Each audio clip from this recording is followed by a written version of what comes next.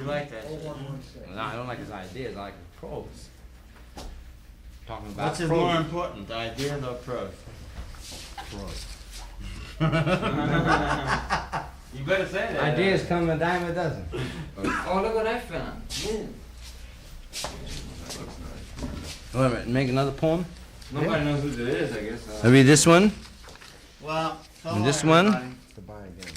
and read We're all right. We're in great shape. this one. I think you got a good date there, Bob. I know it. It's one of the best jazz dates I've heard in years.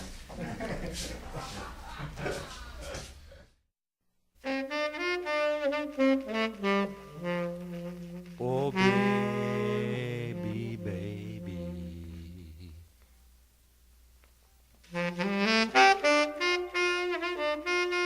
Oh, baby, baby.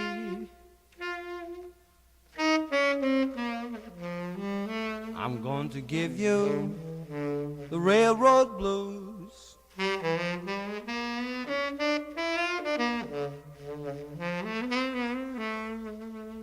Oh, baby, baby.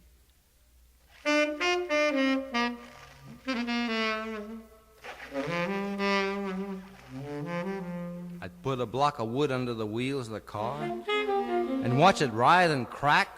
The car eased up on it and stopped, and sometimes didn't at all, but just rolled on, leaving the wood flattened to the level of the rail with up-thrusted, cracky ends. Afternoons in hometown long ago, I'd wondered what the grimy men were doing with the big boxcars and blocks of wood in their hands. And when far above the big ramps and rooftops of the great gray warehouse of eternity, I'd see the immortal canal clouds of red brick time. The drowse so heavy in the whole July city, it would hang even in the dank gloom of my father's shop, which was a printing shop, outside where they kept big roll trucks with little wheels and flat slivery platforms and junk in corners and boards. The ink died into the oily wood as deep as a black river, folded therein forever. Contrasts for the white puff cream clouds outdoors that you just can see, standing in the dust-molded hall door over the old 1790 Lowell Dickens red brick floating like in an old cartoon with little bird designs floating by too. All of it a gray, daguerreotype mystery in the whirly, spermy waters of the canal. Thus, in the same way, the afternoons in Sun Pacific red brick alley in San Francisco, remembering my wonder at the slow grinding movement and squeal of gigantic boxcars and flats and cars rolling by with that overpowering steel dust, crunching closh and clack of steel on steel, the shudder of the whole steely proposition, a car going by with a brake on and the whole rattling, rig rattling like a ghost, the monstrous empowderings of iron on iron. In hell, in the frightening fog nights in California, when you can see through the mist and the monsters slowly passing and hear the whee, whee, squee. Those merciless wheels that one time conductor Roy Haynes or Roy Brooks on my student trip said, "Jack, when those wheels go over your leg, they don't care about you. Same way with that wood that I sacrifice." What those grimy men had been doing, some of them standing on top of boxcars and signaling far down the red brick alley canals of Lowell, and some old men slowly like bums moving around over rails with nothing to do. The big cutter cars squeeing by with that teeth-gritting cree-cree, gigantic hug steel bending rails into earth and making tires move.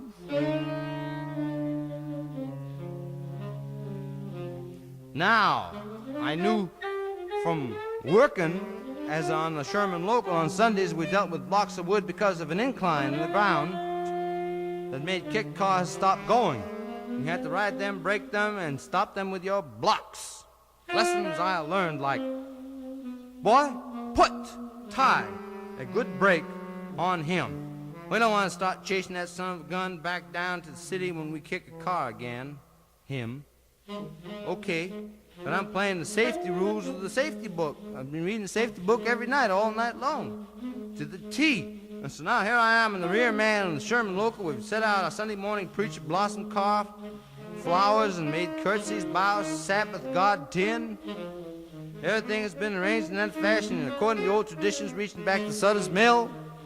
Times when the pioneers, sick of hanging around the hardware store all week, did hang around and put on their best vestments and smoked and jaw bleaked in front of the old wooden church. And on railroad men of the 19th century, the inconceivably ancient Southern Pacific of another era, with stovepipe hats, flowers in their lapels, and had made the moves with a few cars in the Goldtown milk bottle with a great formality, archaic as shame. Crowds of watchers be-derbied in the gloom, like old waiters in the rain of time, all galleried and posed in historic ink, sorrowful as Jews, America stained. Gave the sidekick a car with wood in hand. I run out. The old conductor yells, "You better break that him because he's going to go now as fast as you can get him." Okay, I run, take it easy on the jog. And wait, and here's the big car looming over me. It just switched into its track from the locomotive track, where the lead, all the angling and arrowing is being done by the conductor, who throws the switch, reads the tack list, throws the switch. So up the rungs I go, and according to safety rules, which I read in the safety rule book, with one hand I hang on. The other I break, slowly, according to a joint, easing up. With the other I break, till I reach the cut of cars, waiting, and into it gently my braked boxcar bangs, zom, vibrations. Things inside shake. The cradled rockabye baby merchandise zoms with it. All the cars at this impact go forward about a foot and crush wood blocks that I'd earlier placed. I jump down and place a block of wood and just neatly glue it under the steel lip of the monstrous wheel, and everything stops.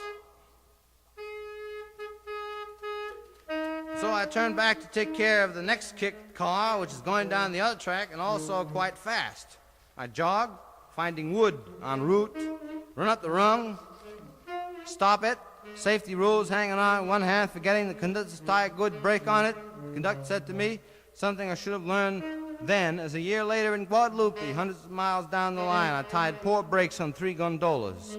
The old gondola hand brakes that have old rust and loose chains. Poorly with one hand, safety wires hanging in one case, unexpected joint, which would jolt me off, and under the merciless wheels under whose action with blocks of wood my bones would be a lie. Bam! At Guadalupe, they kicked a cut of cars against my poorly braked guns. Everything began parading down that incline back to San Luis Obispo. If it hadn't been for the alert old conductor looking out in this one sentence, to throw the switches in front of it and unlock the switch locks as fast as the cars kept coming, kind of comic circus act with him in floppy clown pants and hysterical horror, darting from switch to stand, and the guys in back are hollering. The pot taking off after the cut and catching it almost, pushing it into the couplers because they closed just in time, the engine breaking everything to a stop. Good God Almighty, 30, 35 feet almost in front of the final derail, which the old winded conductor couldn't have finally made, we'd all have lost our jobs. My safety rule brakes had not taken momentum of steel and slight land inclines into consideration. If it had been Sherman at Guadalupe, I would have been hated caraway.